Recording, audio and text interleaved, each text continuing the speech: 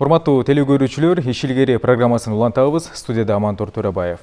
Кыргызстанда кыз келиндерге зомбулук көрсөтүү азайбай келет. Ал эми эксперттердин пикиринде аялдарды колдулоо бир гана эркектер тарабынан эмес, аялдардын бири-бирине жасаган зомбулугу менен да саны арбайт. Ошондой эле Кыргызстанда оор жумуштарга чегерилген балдардын көйгөйү, ошол эле учурда балдарга карата зордук зомбулук дагы курч маселенин бири катары айтылып келүүдө. Урматтуу теле көрүүчү, бүгүнкү берүүбүздө балдардын жана аялдардын укугун коргоо боюнча теманын үстүндө маек жүргүзөбүз. Иш илгери программасында акыйкатчы аппаратынын балдардын, аялдардын жана үй бүлөнүн укугун коргоо бөлүмүнүн башчысы Гүлзина Бообекова жана үй бүлөгө жана балдарга социалдык кызматтарды өнүктүрүү башкармалыгынын жетектөөчү адиси Бакыт Тодогелдиев студиябызда. Саламатсыздарбы? Кутман күнүңүздөр менен студиябызга кош келиңиздер. Негизи эле ушул балдардын жана аялдардын укугун коргоо бир эле Кыргызстандын көйгөйү эмес, бул дүйнө жүзүнүн көйгөйү десек болот. Ал эми Кыргызстанда бул жаатында кандай иштер алып барылып атат? Саламатсыздарбы? Ошо негизи эле биздин ушу акыйкатчы аппараты өзүңүздөр билгендей, ошо Кыргыз Республикасынын Конституциясынын 108 беренесинде белгиленген ошо адамдардын же жарандардын укугун сакталышына ошо акыйкатчы аппараты жүргүзөт депчи. Анан бул жаатында ошо биздин ошо акыйкатчы аппаратында атайын ошо балдардын, аялдардын жана үй бүлөнүн бөлүмү иштеп келүүдө. Анан өзүңүздөр билесиздер, ошо биздин мына канчадан кийин мыйзамдар кабыл алынып атат, бирок ошого карабастан ошо бүгүнкү күнгө чейин ошо балдардын жана аялдардын жалпы алып келгенде ошо үй бүлөнүн укуктары жакшы сакталбай келүүдө, негизи муну ачык эле айтышыбыз керек. Анан акыйкатчы аппаратында негизи өзүңүздөр билесиздер, бизге ошо арыздар менен көп келишет. Ошол эле мына Ички иштер министрлигине же социалдык өнүктүрүү министрлигине кандай бир иш аракеттерине же иш аракеттери туура эмес болуп калган учурда бизге ошо укуктарын корголбой жатат деп кайрылат. Ошо кайрылган учурда ошо биз ошо 2020 жылдын статистикасын айтсак, 173 кайрылуу болуп келди. Мындан тышкары 200гө жакын баягы телефон аркылуу же болбосо интернет аркылуу же жеке жарандар келип баягы консультацияларды алып кеткен учурлары болду да. Анан бул жаатында болсо биз өзүңүздөр билесиздер, бизде жылдык акыйкатчы жылдык баяндамаларды даярдайбыз же атайын баяндамаларды даярдайбыз. Ошо жактан дагы ушул маселелерди көтөрүп келебиз да. Анан ошо тиешелүү Кыргыз Республикасынын өкмөтүнө же болбосо министрлик ведомстволорго, жергиликтүү өз алдынча башкаруу органдарга өзүбүздүн сунуштамаларыбызды берип келебиз. Кайсы көйгөйлөр менен негизи ошо көбүнчө арыздар бизге келип түшөт. Көбүнесе эле ошо мына пандемия учурунда ошо балдарга карата зордук зомбулук, аялдарга карата зордук зомбулук өзү өсүп кетти. Негизи статистикалык маалыматтарга таянып карасак. Анткени пандемия деп калдыңыз, баардыгы чынында үй шартында отуруп калышты. Ошол убакта дагы мындай көбөйсө керек, Ооба, сөзсүз түрдө көбөйдү. Анткени себеби бизге да кайрылуулар болду. Биз акыйкатчы аппараты ошол маалда дагы пандемия болобу же башка учур болобу, биздин өзүбүздүн ошо мыйзамыбызда көргөзүлгөн, биз ишибизди токтотпойбуз. Биз ошол иштеп жаттык ошол убакта дагы. Анан кайрылуулар көп болду. Бизде дагы ошо атайын бирдиктүү 115 телефону бар, шыр байланыш акыйкатчы аппаратында. Ошолго да кайрылып атышты. Кайрылганы менен эмне? Бизден ошол кыздар, келиндер кайрылып атты ошол телефонго. Кайрылганы менен биз жардам кылып, ошо Ички иштер министрлигине болобу, башка органдарга өзүбүз каттарды жолдоп, ошо укугун сакталышына кандай бир иш-чараларды жүргүзүп бергиле деп каттарды жолдоп, өзүбүздүн көзөмөлүбүзгө алып аткан күндө дагы ошол келиндер кийин, кыз келиндер келип туруп, биз элдешип алдык, жаап койгула деп ошондо. Деп арызын алып койгондор да болот. Арызын алып койгондор болду да. Анан арызын алып койгону бул эми ар кайсында себептер болуп атат. Бүгүнкү күндө ошол экономикалык абалы болуп атат аялдардынчы. Алар ойлоп атышат, эгер ошол жанагы сабап аткан күйөөсү менен ажырашып кетсе, анда балдар да бар да. Ошо бир эле аялга эмес, ошо балдарга дагы өзүнүн залакасын тийгизип атат. Бул соңку эле алсак болот э, мисалы дөңгөлөк келип алып дагы сабалган аял дагы өзүнүн ушул арызын алып коюп, анан кийин бул иштер дагы жабылып калды. Ооба, бул иштер жабылып калды. Анткени себеби ошол өзү баласы да келип келишти. Бул туура эмес көрүнүш. Анткени себеби биздин аялдар ошо жылдап ур токмокко алынып, бирок өзлөрү кайра арызын алып койгон. Бул туура эмес. Бул боюнча биз өзүбүздүн баяндамаларыбызда деле көргөзүп атабыз, мына айтып кетпедимби? Аялдар биринчи кезекте ошол эме кылыш керек да, өзүнүн билим деңгээлин жогорулатып, ушундай жаман ур токмокко алынса, жылдап жашырып келбей, республикада Өзүнүн укугун коргой билгенди, үйрөнүш керек да, ошо өзүнүн укугун коргону. Бакыт мырза, айтып өтсөңүз, сиздердин ушул социалдык өнүктүрүү башкармалыгы тарабынан кандай иш-чаралар жүрүүдө ушул балдардын жана аялдардын укугун коргоо жаатында? Саламатсыздарбы, телекөрүүчүлөр. Негизи эле биздин министрлик социалдык жактан коргоо болгондуктан, өнүктүрүү болгондуктан көптөгөн багыттар боюнча коргоо иштерин алып келет.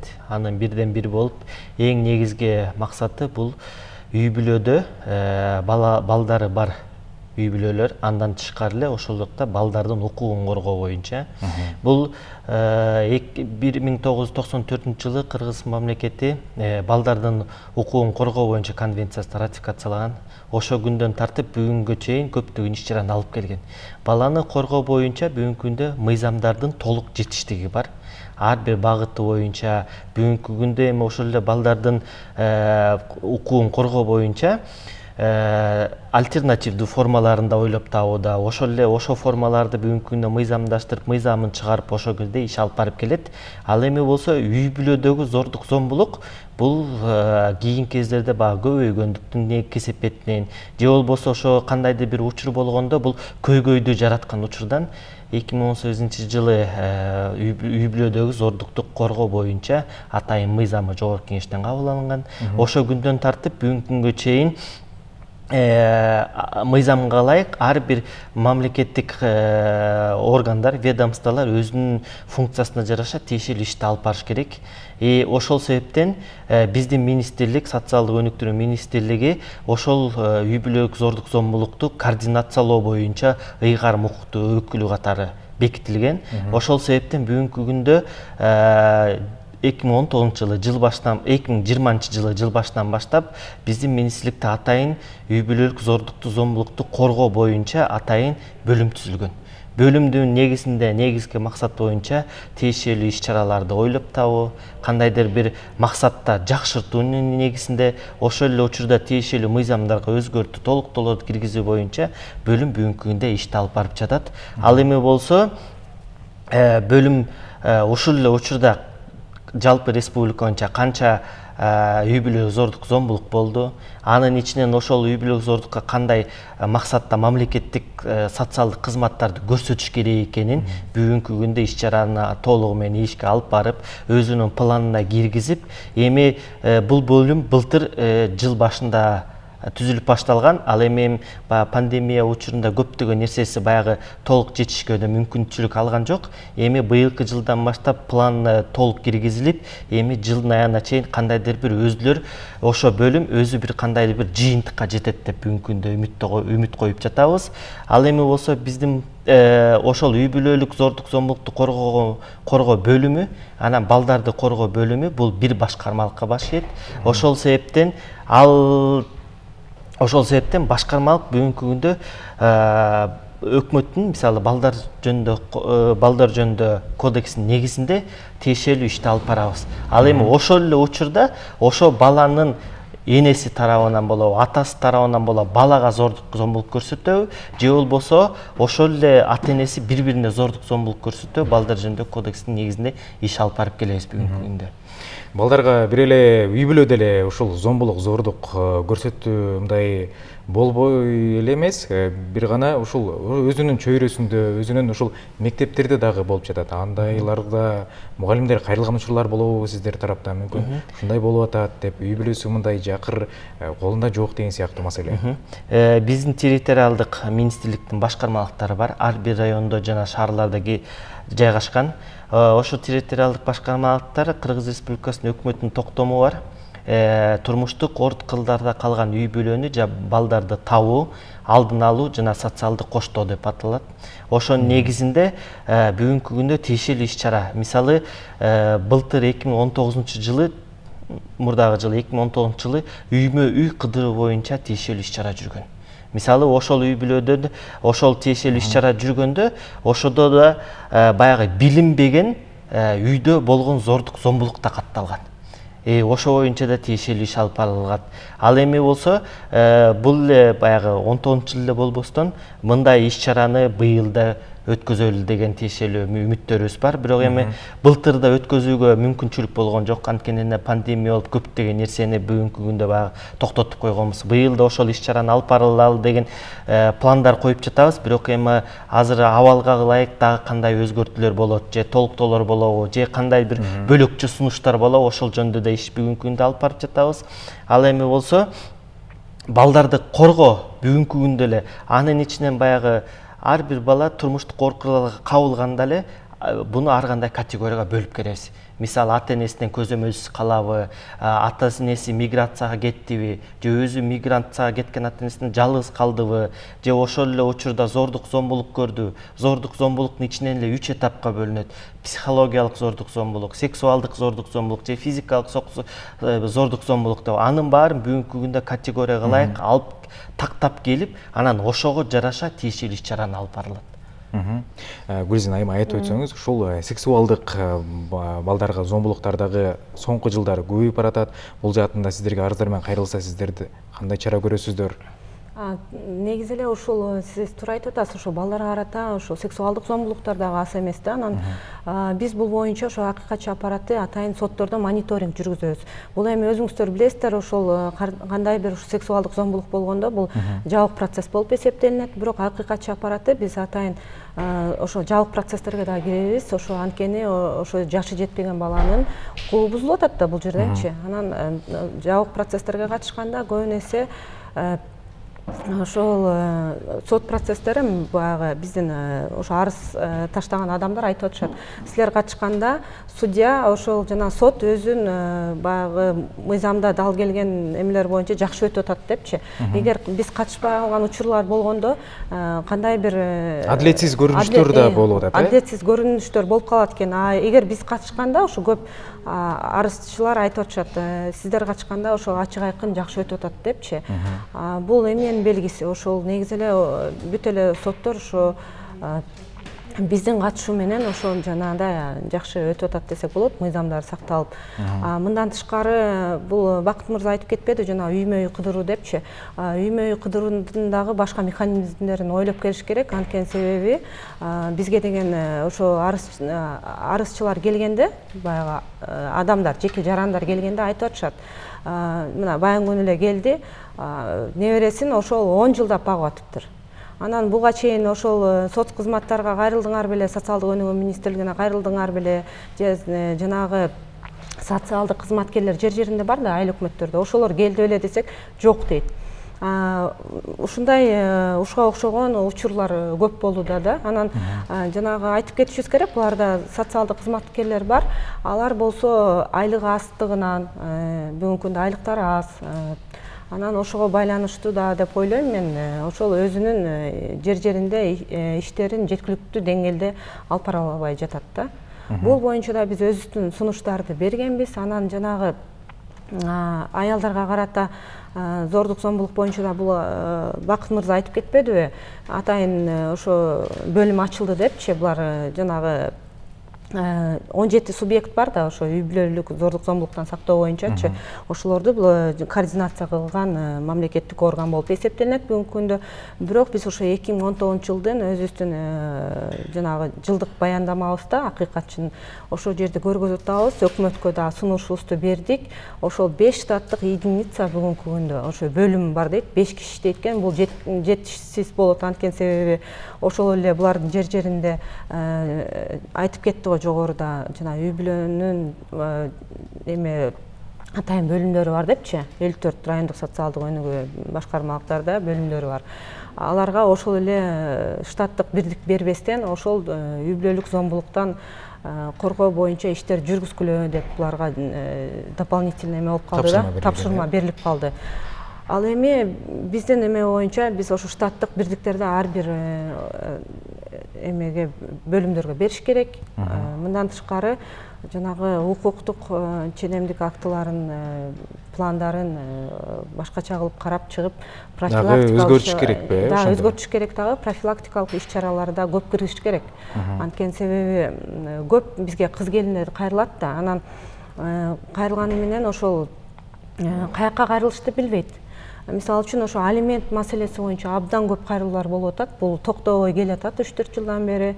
Алименттен кандай көйгөйлөр келип чыгып атат. Ошол аял киши ошо балдарын бага албай калган учуру болуп атат. Анан алимент өндүргөндө сот чечим чыгарып берип атат, ошо төлөсүн деп. Бирок төлөгөн менен сыртка чыгып кетет же жанагы адресин алмаштырып коет үйүнүн. Анан биз Ички иштер министрлигине, сот департаментине кайрылуу жазап каттар менен кайрылганда биздин мыйзамга ылайык. Алар айтып атышат, ошол табылбай атат ушул адрес боюнча. Азыр боюнча издөөлөр жүрүп атат деп атат. Ошентип жылдап, бир 10 жылдап, 5 жылдап ар кайсындай да ошол алиментти өндүрө албай жатат. Эми бул аталар тарабынан дагы кандай бир туура эмес көрүнүш болуп атат да. Мүмкүн ошонун баарын мындай камсыздап төлөй албай калсачы, андай кандай чара көрүлөт?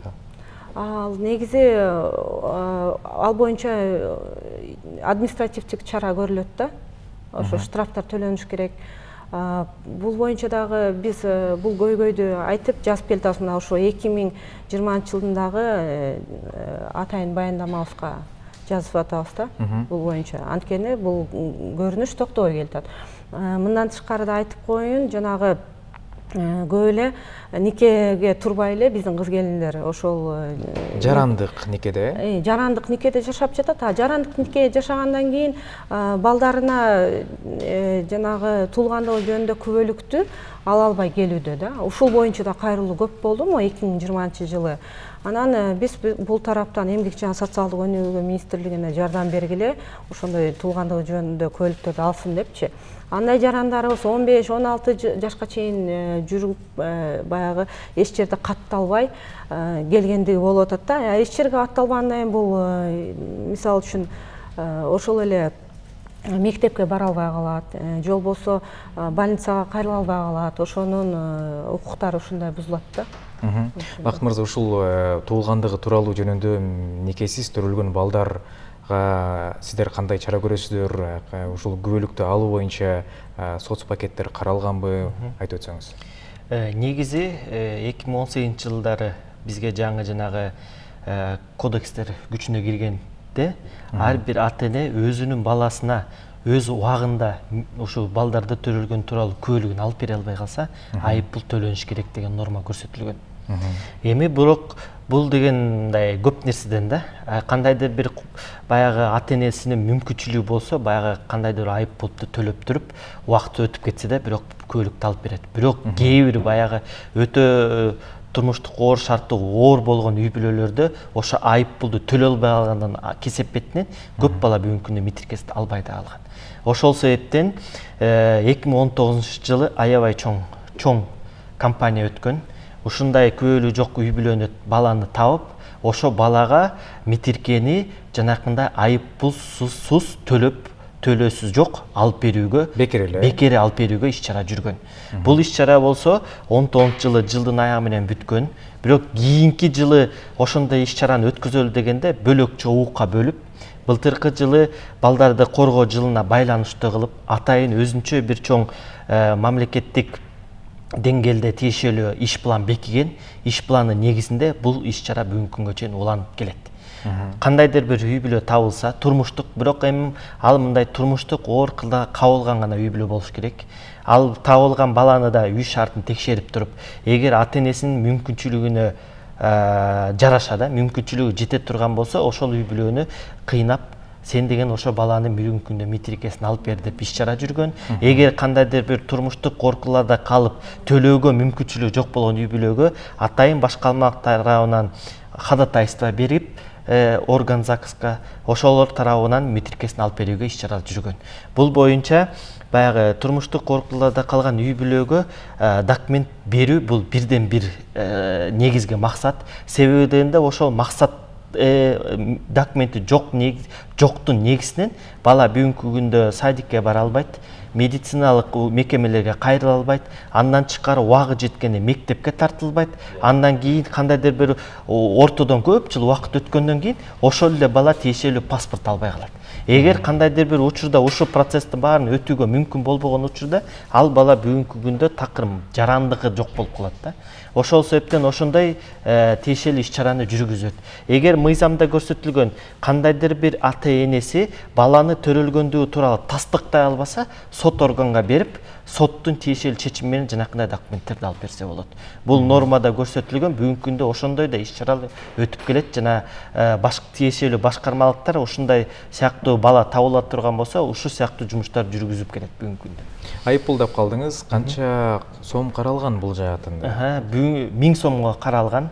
Эгер ата энеси Бул жылына 1000 сом. Жок, ата энеси тиешелүү бир айдын ичинде балага туулгандыгы тууралуу күбөлүгүн алып бербесе, бир айдан өткөндөн кийинки күндөн саналып 1000 сом айыппул төлөш керек.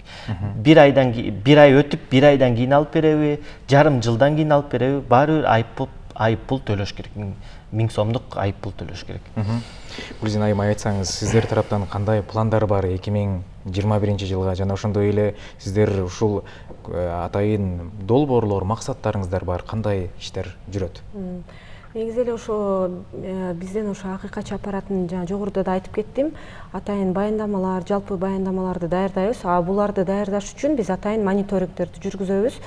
Мисалы үчүн былтыр эле 20-жылы биз 2-3 мониторинг жүргүздүк. Ошол эле пандемия учурунда май айлары болчу. Биз республика боюнча Талас облусунан тышкары башка областтарда жанагы балдар үйлөрү бар, социалдык стационардык мекемелер бар. Ошолордо жарандардын укуктары кандай сакталып атат, ошол жерде укук бузуулар болгон жокпу деп туруп ошол барып келдик да. Барып келип бул боюнча атайын көбүн эсе ошол маалда атайын өзүн сактоочу жанагы СИЗдер керек болду. Анан дарыларды ала албаган учурлар болду, кээ бир жерде тамак аштары керек болуп калды. Ошолордун баарын анализдеп туруп биз кат Кыргыз Республикасынын өкмөтүнө вице-премьерге жөнөткөнбүз. Кандай кем карчысы болсо ошолор боюнча жардам бергиле депчи.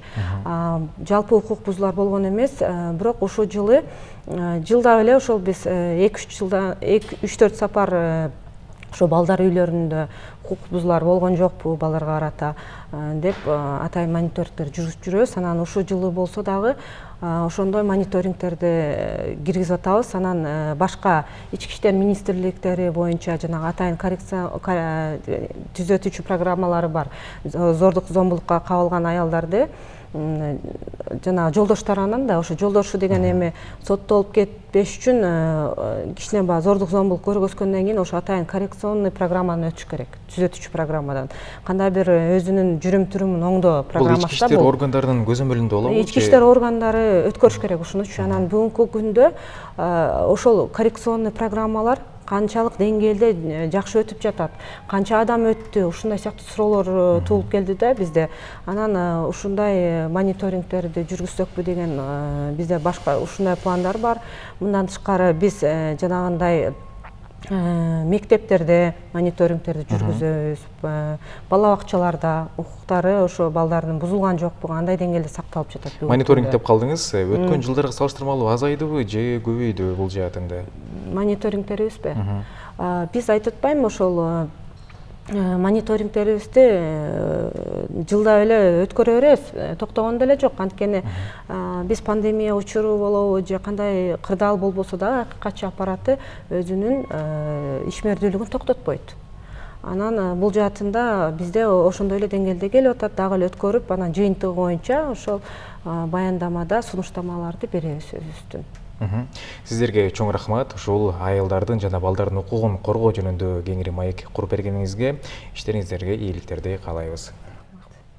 Кадырман телегөрүүчү Ишилгери программасында акыйкатчы аппаратынын балдардын, аялдардын жана үй бүлөнүн укугун коргоо бөлүмүнүн башчысы Гүлзина Бообекова жана үй бүлөгө жана балдарга социалдык кызматтарды өнүктүрүү башкармалыгынын жетектөөчү адиси Бакыт Тодогелдиев менен маек жүргүздүк. Ала Тоо 24 каналынан алыстабаңыздар.